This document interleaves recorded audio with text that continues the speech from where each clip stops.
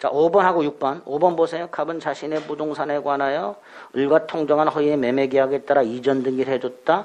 그 후 을은 이러한 사정을 모르는 병, 선이라고 돼 있죠. 계약을 체하고 등기를 넘겨주었다. 이렇게 돼 있죠. 근데 오른쪽 6번을 보면요. 갑은 강제집행을 면하기 위해서 을과 통모하여 부동산을 매매 형식을 빌려서 이전 등기를 마쳤고 을은 그 사정을 모르는 병, 여기까지 똑같아. 저당권을 설정해 줬대. 아까 5번은 팔았죠. 6번은 저당권 설정이죠. 뭔 차이가 있을까요? 5번 갑과 을이 가장 매매했어요. 또 매매를 했어요. 병하고 5번은 그쵸? 그러니까 5번은요 소유권 등기가 누구한테 넘어가 있어요? 병에게. 요 부동산 소유권 등기가 얘한테 넘어가 있는 거예요. 근데 6번은요 가장 매매했죠? 근데 을이 팔아먹은 게 아니라 돈 빌리고 뭘 설정해 줬어요? 그럼 이 소유권 등기는 누구한테 있어요? 여전히 을한테 있죠. 그럼 차이가 뭘까요? 얘는 소유권 말소 등기 청구를 못합니다. 얘는 말소 청구할 수 있습니다. 등기는 아직 얘한테 있으니까. 얘한테 등기를 말소하라고 하지만 얘는 말소를 못 시키는 거예요.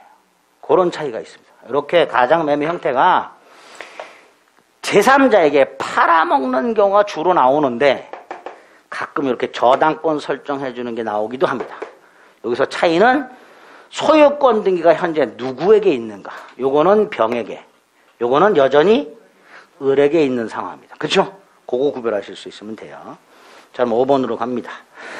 갑이 자신의 부동산에 가서 을과 통정한 허위 매매 계약에 따라 등기를 넘겨주었다. 을은 그러한 사정을 모르는 병과 계약을 하고 등기를 넘겨주었다.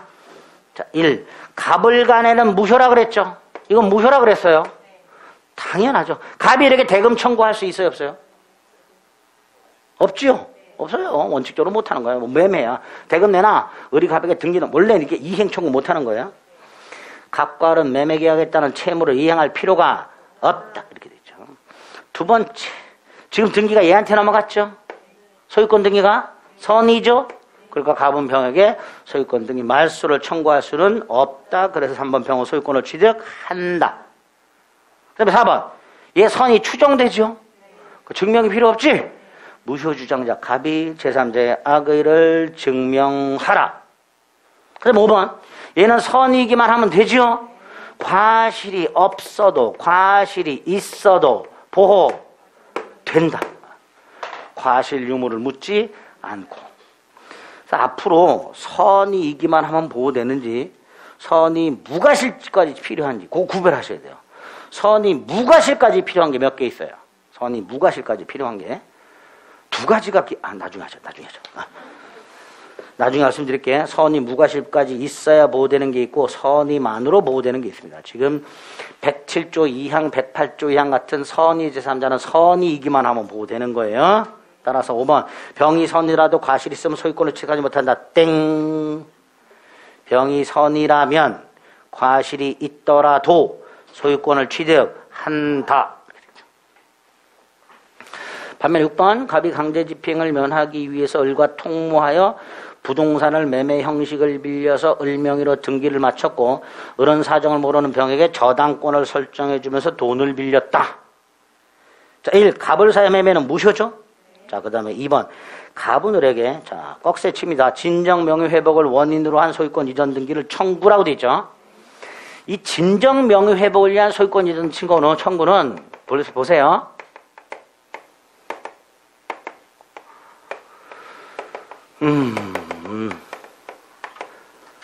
등기부에 A 토지 등기부에 예를 들은 거예요. 소유자가 갑에서 을로 이전 등기 돼 있어요. 병으로 이전 등기 돼 있어요. 정액까지 넘어가 있어요. 정액까지. 그런데 만에 하나 갑을사의 매매가 처음부터 무효였었던 경우 한번 생각. 무효. 예를 들어서 갑과 을사의 매매가 갑을 매매 계약 당시 갑이 만취해 있었어. 자, 만취한 자의 계약은 무조건 무효라 그랬죠. 자, 이게 무효야. 그럼 얘 소유권 취득하지 못하죠? 그럼 얘도 못해. 줄줄이 다 못하는 거예요. 그럼 결국 지금 등기부에는 얘가 소유자로 등기가 되어 있지만 누구 거예요 이거? 갑소유죠. 누구 거라고요? 갑소. 자, 갑이 소유자인데 등기는 지금 을병정 나을 이전이 돼 있죠. 갑은 자기 소유권 등기를 회복해야지. 회복해야죠. 그 회복하는 방법이 뭐가 있어요? 줄줄이 비했나? 줄줄이 말소. 줄줄이 말소. 줄줄이 말소 청구하는 방법밖에 없어요. 원래는. 그런데 정상대로 말소 청구, 병상 그래 말소 시켰어. 그다음에 병상대로 말소 청구해서 또 시켰어. 을상대로 말소 청구해서 또 했어. 대법원까지 가면 6년 걸려요. 한 번당 2년 기본이에요. 그럼 얘는 6년에 걸쳐서 이거 짜증 확 나죠. 그래서 고민하다가 에라 모르겠다 정을 상대로 이전 등기를 청구한 놈이 있었어요. 정을 상대로. 법원이 물어봤어요. 너 정하고 매매했냐? 아니요. 근데 왜 정을 상대로 이전 등기 청구해? 그랬더니 원래 제 건데요. 정의 이름으로 돼 있어요. 그래서 나는 진짜 이름을 회복하기 위해서 이전 등기를 청구하는 겁니다.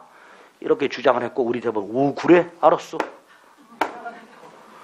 대법원의 입장에서도요. 소송 3번 들어오는 것보다 한 번으로 끝나는 게 깔끔하죠. 그래서 인정되는 게 진정 명의 회복을 위한 이전 등기 청구. 자, 기억합니다. 진정 명의 회복을 위한 이전 등기 청구는 현재 소유자가 누가 현재 소유자가 현재 등기 명의를 상대로 말소를 청구하는 게 원칙이지만 그렇게 하지 않고 이전 등기를 청구할 수도 있다. 이걸 진정 명의 회복을 위한 이전 등기 청구라. 그럼 이걸 단순하게 요리로 가면 6번으로 가면 지금 갑이 이렇게 가장매매를 해놨죠. 등기 얘한테 있죠. 병한테는 저당권만 해준 거죠. 소유권 등기 얘한테 있는 거예요. 권리자는 얘고. 그러니까 갑은 을을 상대로 말소를 청구할 수도 있고요. 뭐도 할 수 있다. 진정 명의 회복을 위한 이전 등기를 청구할 수도 있다. 이렇게. 그래서 갑이 말소를 청구하는 거나 진정 명의 회복을 위한 이전 등기 청구나 똑같이 소유권에 기초한 물권적 청구권이 됩니다. 소유권에 기초한 물권적 청구권이 됩니다. 자, 그럼 2번 옳은 지문 갑들에게 말소를 청구할 수도 있고 진정 명의 회복을 원인으로 이전 등기를 청구할 수도 있다. 이렇게 되죠. 그다음에 3번은요. 병이 과실로 모른대요. 이게 무슨 뜻이에요? 병이요 선인데 과실이 있대. 보호돼야 안 돼요. 보호돼야 안 돼요. 아니 된다 그랬잖아. 제3자는 선이기만 하면 과실이 있든 없든 보호된다 그랬잖아요. 이걸 앞뒤를 이렇게 바꿔서 주지. 그죠? 다시 한번 병이 과실로 가장매매 사실을 모르는 경우 그럼 모르는 선이죠. 선이 과실이구나. 그래도 보호 된다 말이 된다. 이렇게 단순화시키세요. 고민하지 마시고.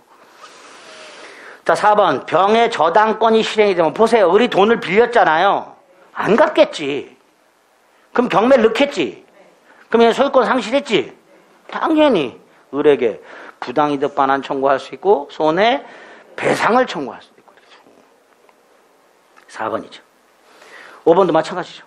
4번, 5번 묶어서